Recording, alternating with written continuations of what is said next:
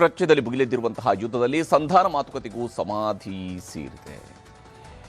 27ನೇ ದಿನವೂ ಯುದ್ಧ ಜೋರಾಗಿದ್ದು ಭಾರತದಲ್ಲಿ ಸಿಲಿಂಡರ್ ಎಮರ್ಜೆನ್ಸಿ ನಿರ್ಮಾಣ ಆಗ್ತಾ ಇದೆ. ಪೆಟ್ರೋಲ್ ಡೀಸೆಲ್ ಸಿಗ್ತಿಲ್ಲ ಅನ್ನೋ ವದಂತಿಯು ಕೇಂದ್ರ ಸರ್ಕಾರದ ನಿತ್ಯಗಡಿಸಿದೆ. ಹೀಗಾಗಿನೇ ಎಲ್ಲ ರಾಜ್ಯಗಳ ಮುಖ್ಯಮಂತ್ರಿಗಳ ಜೊತೆಗೆ ನಾಳೆ ಪ್ರಧಾನಮಂತ್ರಿ ನರೇಂದ್ರ ಮೋದಿ ವರ್ಚುವಲ್ ಆಗಿ ಸಭೆ ನಡೆಸಲಿದ್ದಾರೆ.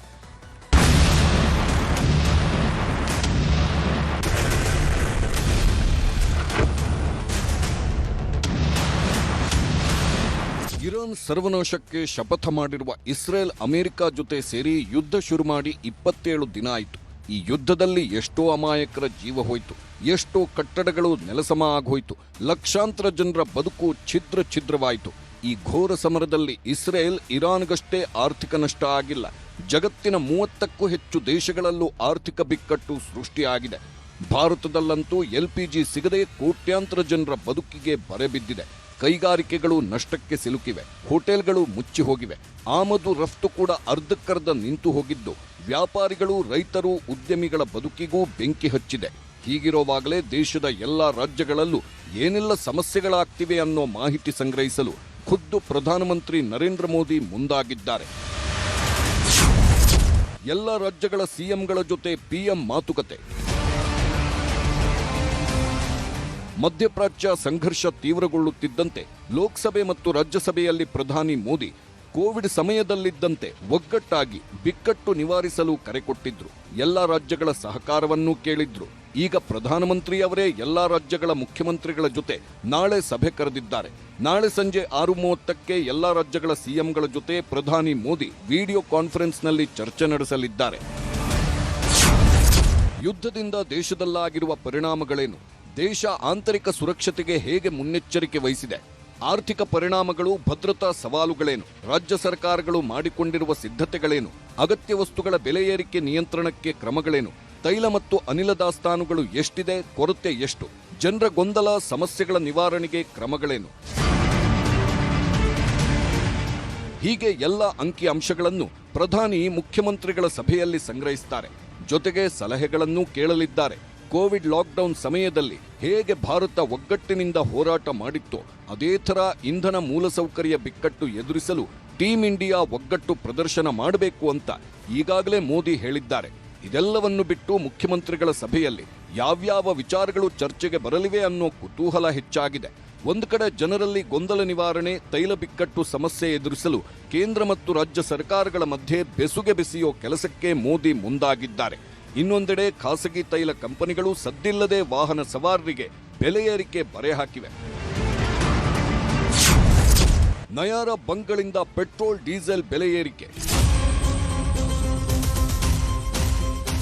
ನಿನ್ನೆಯಷ್ಟೇ ಕೇಂದ್ರ ಸರ್ಕಾರ ಸರ್ಕಾರಿ ಸ್ವಾಮ್ಯದ ತೈಲ ಕಂಪನಿಗಳು ಬೆಲೆ ಏರಿಕೆ ಮಾಡಲ್ಲ, ಡೀಸೆಲ್ ಪೆಟ್ರೋಲ್ ಬೆಲೆ ಏರಿಸೋದಿಲ್ಲ ಅಂತ ಕಡ್ಡಿ ತುಂಡಾದಂತೆ ಹೇಳಿದೆ. ಆದರೆ ದೇಶದಲ್ಲಿರುವ ಖಾಸಗಿ ಒಡೆತನದ ಪೆಟ್ರೋಲ್ ಬಂಕ್ಗಳು ಬೇಕಾಬಿಟ್ಟಿ ಬೆಲೆ ಏರಿಸಿವೆ. ಅದರಲ್ಲೂ ನಯಾರ ಪೆಟ್ರೋಲ್ ಬಂಕ್ಗಳಲ್ಲಿ ಪೆಟ್ರೋಲ್ ಮೇಲೆ ಲೀಟರ್ಗೆ 5 ರೂಪಾಯಿ ಹೆಚ್ಚಳವಾಗಿದ್ರೆ ಡೀಸೆಲ್ ಬೆಲೆ ಪ್ರತಿ ಲೀಟರ್ಗೆ 3 ರೂಪಾಯಿ ಹೆಚ್ಚಳ ಮಾಡಿ ಜನರ ಜೇಬಿಗೆ ಕನ್ನ ಹಾಕಿದ್ದಾರೆ. ಪೆಟ್ರೋಲ್ ಡೀಸೆಲ್ ರೇಟ್ ಜಾಸ್ತಿ ಆಗಿದ್ದಕ್ಕೆ ರೀಸನ್ ನಮ್ಮಲ್ಲೇ ಅಂತ ಅಷ್ಟೇ ಅಲ್ಲ, ಆಲ್ ಥ್ರೂ ಔಟ್ ನಯಾರದಲ್ಲಿ ಜಾಸ್ತಿ ಆಗಿದೆ. ಸೊ ಅದು ರೀಸನ್ ಏನು ಅನ್ನೋದು ತಮಗೂ ಎಲ್ಲರಿಗೂ ಗೊತ್ತಿದೆ. ಈ ವಾರ್ ನಡೀತಾ ಇರೋದು, ಯುದ್ಧ ನಡೀತಾ ಇರೋದಕ್ಕೋಸ್ಕರ ಕಚ್ಚಾ ತೈಲ ಬರೋದರಲ್ಲಿ ಏನಾದರೂ ಹೆಚ್ಚು ಕಡಿಮೆ ಆಗಿರೋದಕ್ಕೋಸ್ಕರನೇ ಆಗಿರೋದು ಇದು ಕೂಡ. ಸೊ ನಮ್ಮ ಪ್ರೈವೇಟ್ ಕಂಪ್ನಿ ಆಗಿದ್ದರಿಂದ ಸ್ವಲ್ಪ ಬೇಗ ಆಗಿದೆ ಅಷ್ಟೇ. 3 ರೂಪಾಯಿ ಡೀಸೆಲಿಗೆ ಮಾಡಿದ್ದಾರೆ, 5 ರೂಪಾಯಿ ಪೆಟ್ರೋಲಿಗೆ ಮಾಡಿದ್ದಾರೆ. LPGದೇನಿಲ್ಲ, 80 ರೂಪಾಯಿ ಇದೆ ಸದ್ಯಕ್ಕೆ. ಇದು ಒಂದು 10 ದಿನದಿಂದ ಇದೇ ನಡೀತಾ ಇದೆ. ಯಾವುದೇ ರೀತಿಯಿಂದ ಮೇರುಪೇರು ಮಾಡಿಲ್ಲ, ಮೇಲೆ ಕೆಳಗಡೆ ಮಾಡಿಲ್ಲ.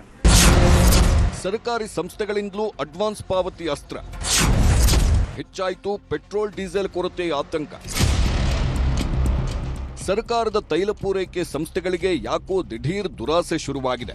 ಇಷ್ಟು ದಿನ ಬಂಕ್ಗಳಿಗೆ ಪೆಟ್ರೋಲ್ ಡೀಸೆಲ್ ಸಪ್ಲೈ ಮಾಡಿ ಆಮೇಲೆ 1 ವಾರದಿಂದ 10 ದಿನ ಆದ್ಮೇಲೆ ಹಣ ತಗೊಳ್ತಿದ್ರು. ಯುದ್ಧದ ಟೈಮ್ನಲ್ಲಿ ಸಪ್ಲೈ ಕಡಿಮೆ ಆಗ್ತಿದೆ ಅಂತ ಮೊದಲು ಹಣ ಪಾವತಿ ಮಾಡಿ ಆಮೇಲೆ ಪೆಟ್ರೋಲ್ ಡೀಸೆಲ್ ಸಪ್ಲೈ ಮಾಡ್ತೀವಿ ಅಂತ ಷರತ್ತು ಹಾಕಿವೆ. ಹೀಗಾಗಿನೇ ರಾಜ್ಯದ ಅನೇಕ ಪೆಟ್ರೋಲ್ ಬಂಕ್ಗಳಲ್ಲಿ ಸಪ್ಲೈ ಕಡಿಮೆಯಾಗಿ ನೋ ಸ್ಟಾಕ್ ಬೋರ್ಡ್ ಬೀಳ್ತಿವೆ. ಇದನ್ನೇ ಬಂಡವಾಳ ಮಾಡಿಕೊಂಡ ಕೆಲವು ಕಿಡಿಗೇಡಿಗಳು ಪೆಟ್ರೋಲ್ ಡೀಸೆಲ್ ಸಿಗ್ತಿಲ್ಲ ಅಂತ ವದಂತಿ ಹಬ್ಬಿಸುತ್ತಿದ್ದಾರೆ. ಈ ವದಂತಿಗಳನ್ನ ನಂಬಿಕೊಂಡು ವಾಹನ ಸವಾರರು ಪೆಟ್ರೋಲ್ ಬಂಕ್ಗಳಿಗೆ ಮುಗಿಬಿದ್ದಿದ್ದಾರೆ. ಪೆಟ್ರೋಲ್ ಡೀಸೆಲ್ ಸ್ಟಾಕ್ ಇದೆ, ಭಯ ಬೇಡ. ಅಧಿಕಾರಿಗಳು ಪೊಲೀಸರಿಂದ ಜನರಲ್ಲಿ ಜಾಗೃತಿ. ಹೋಗುವ ಅವಶ್ಯಕತೆ ಇರೋದಿಲ್ಲ. ಪೆಟ್ರೋಲ್ ಡೀಸೆಲ್ ಸ್ಟಾಕ್ ಇಲ್ಲ ಅನ್ನೋ ವದಂತಿ ರಾಜ್ಯದಲ್ಲಿ ಕಾಡ್ಗಿಚ್ಚಿನಂತೆ ಹರಿದಾಡುತ್ತಿದೆ. ಮಾಧ್ಯಮಗಳು ಪತ್ರಿಕೆಗಳಲ್ಲೂ ಸಾಕಷ್ಟು ಜಾಗೃತಿ ಮೂಡಿಸೋ ಕೆಲಸಗಳಾಗ್ತಿವೆ. ಹೀಗಿದ್ರೂ ಪೆಟ್ರೋಲ್ ಬಂಕ್ಗಳಿಗೆ ಜನ ಮುಗಿಬೀಳುತ್ತಿದ್ದಾರೆ. ಈಗ ಜಿಲ್ಲಾಧಿಕಾರಿಗಳು, ಆಹಾರ ಇಲಾಖೆ, ಪೊಲೀಸ್ ಇಲಾಖೆ ಅಧಿಕಾರಿಗಳು ಜಾಗೃತಿ ಮೂಡಿಸಲು ಫೀಲ್ಡ್ಗಿಳಿದಿದ್ದಾರೆ. ಪೊಲೀಸರು ಮೈಕ್ಗಳ ಮೂಲಕ ಪೆಟ್ರೋಲ್ ಡೀಸೆಲ್ ಕೊರತೆ ಇಲ್ಲ ಅಂತ ಅನೌನ್ಸ್ ಮಾಡುತ್ತಿದ್ರೆ, ಅಧಿಕಾರಿಗಳು ಬಂಕ್ಗಳಿಗೆ ತೆರಳಿ ವದಂತಿಗಳನ್ನು ನಂಬದಂತೆ ಮನವಿ ಮಾಡುತ್ತಿದ್ದಾರೆ. ನಾವು ಯಾವುದೇ ಕಾರಣಕ್ಕೂ ಕ್ಯಾನ್ ಆಗಲಿ ಮತ್ತು ಡ್ರಮ್ಗಳನ್ನು ತೆಗೆದುಕೊಂಡು ತುಂಬಿಸಿಕೊಂಡು ಹೋಗುವ ಅವಶ್ಯಕತೆ ಇರೋದಿಲ್ಲ. So there is a panic buying ಆಗ್ತಾ ಇದೆ. ಸೊ ನಮ್ಮಲ್ಲಿ ಎಲ್ಲ ಪೆಟ್ರೋಲ್ ಬಂಕಲ್ಲಿ ಡೀಸೆಲು ಮತ್ತು ಯಾವುದು ಪೆಟ್ರೋಲು ಸಫಿಷಿಯೆಂಟ್ ಸ್ಟಾಕ್ ಇದೆ, ಬರ್ತಾನೂ ಇದೆ. ಈ ಪ್ರೆಸೆಂಟ್ ಪೊಸಿಷನ್ ನಮ್ಮ ಜಿಲ್ಲೆದು 5 ದಿವಸ ಆಗುಮಟ್ಟ ಏನು ಸಮಸ್ಯೆ ಇಲ್ಲ. ಇದು ರುಟೀನ್ ಕೋರ್ಸ್ ಬರ್ತದೆ, ಹೋಗ್ತದೆ, ಸೇಲ್ಸ್ ಆಗ್ತದೆ ಮತ್ತು ರಿಸೆಪ್ಟ್ಸು ಆಗ್ತದೆ. ಇನ್ನೂ ನಮ್ಮಲ್ಲಿ ಸಫಿಷಿಯೆಂಟ್ ಸ್ಟಾಕ್ ಇದೆ. 744 KL ಪೆಟ್ರೋಲ್ ಇದೆ ನಮ್ಮ ಜಿಲ್ಲೆಯಲ್ಲಿ. 1153 KL ಡೀಸೆಲ್ ಇದೆ. ಇದಿಷ್ಟು ಪೆಟ್ರೋಲ್ ಡೀಸೆಲ್ ಕಥೆಯಾದ್ರೆ, ದೇಶದಲ್ಲಿ LPG ಸಿಲಿಂಡರ್ಗಳ ಸಮಸ್ಯೆ ತಾರಕಕ್ಕೇರಿದೆ. ಏಜೆನ್ಸಿಗಳ ಮುಂದೆ ದಿನವಿಡೀ ಸಿಲಿಂಡರ್ಗಳಿಗಾಗಿ ಕಾಯೋ ಸ್ಥಿತಿ ಮಾತ್ರ ಕಡಿಮೆಯಾಗಿಲ್ಲ. ಚಾಮರಾಜನಗರದ ಗುಂಡ್ಲುಪೇಟೆಯಲ್ಲಿ ಖಾಲಿ ಸಿಲಿಂಡರ್ಗಳನ್ನ ಕ್ಯೂನಲ್ಲಿಟ್ಟು ಜನ ಸಿಲಿಂಡರ್ಗೋಸ್ಕರ ಏಜೆನ್ಸಿಗಳ ಮುಂದೆ ಕಾಯ್ತಾ ಕೂತಿದ್ದಾರೆ. ತಿಂಗಳಿಗೆ 1 ಸಿಲಿಂಡರ್ ಕೊಡ್ತೀವಿ ಅಂತ ಹೇಳಿದ್ರು, ಅದೂ ಸಿಕ್ತಿಲ್ಲ ಅಂತ ಗೋಳು ತೋಡಿಕೊಂಡ್ರು.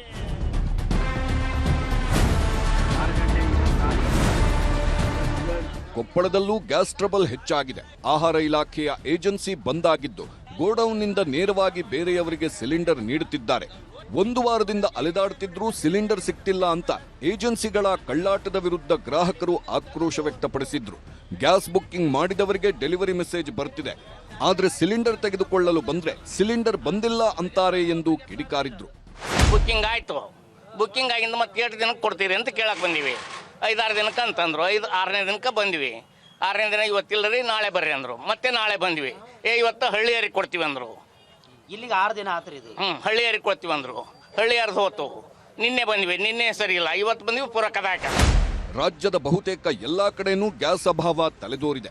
ಹೀಗಿದ್ರೂ ಆಹಾರ ಮತ್ತು ನಾಗರಿಕ ಸಚಿವ KH ಮುನಿಯಪ್ಪ ಪ್ರತಿನಿತ್ಯ 16,000 ಕಮರ್ಷಿಯಲ್ ಸಿಲಿಂಡರ್ ಬರ್ತಿದೆ, ಗೃಹ ಬಳಕೆ ಸಿಲಿಂಡರ್ಗಳಿಗೆ ಕೊರತೆ ಇಲ್ಲ ಅಂತಿದ್ದಾರೆ.